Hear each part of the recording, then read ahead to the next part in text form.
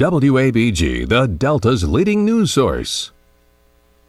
Thanks for joining us here on the ABC 6 News webcast. I'm Tanya Carter on this Tuesday, December 11th, 2012. Plea deals in an embezzlement case prosecuted by the Attorney General's office have been entered by two Bolivar County men, Dr. Harvey Jackson and Jack King, entering their pleas Monday before Judge Charles Webster.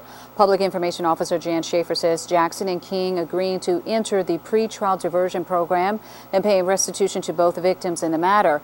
Jackson, along with Reverend Jack King, reportedly taken investor money for Lambton Street Church of Financial Services under the pretense the money would be invested. Schaefer says the case involves two victims and over $200,000. Now, last year, Jackson was indicted on 1 count of general fraud and 18 counts of false pretense.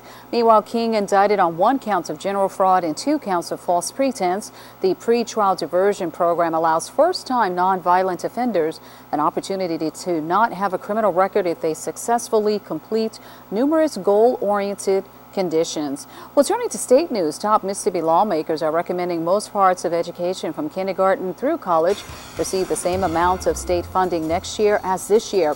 House and Senate leaders on Tuesday releasing their proposed $5.5 billion budget for fiscal 2014, which begins July 1st. It recommends spending slightly less state money overall than in the current year. Now, it does not recommend tax increases or state employee pay raises.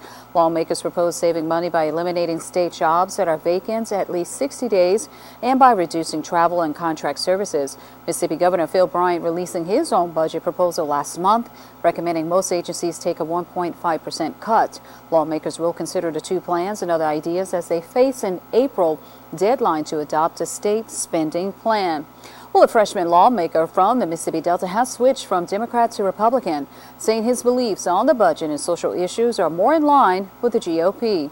Now, Representative Jason White of West was elected in November 2011 and took office in January 2012. He holds the seat for District 48, which includes parts of Attala, Carroll, Choctaw, Holmes, Humphreys, and Leake counties. White says he originally ran as a Democrat because local politicians typically do so, but he says after he got to the Capitol, he didn't fit in with the party. Republicans now hold 65 seats in the 122-member House. Well, turning to holiday news, thanks to generous donations, the Greenwood Salvation Army is making Christmas a bit more joyous for nearly 300 families.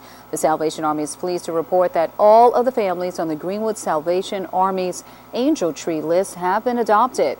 The Salvation Army says it deeply is grateful so many caring people in and around Greenwood reached out to make Christmas possible for those in need.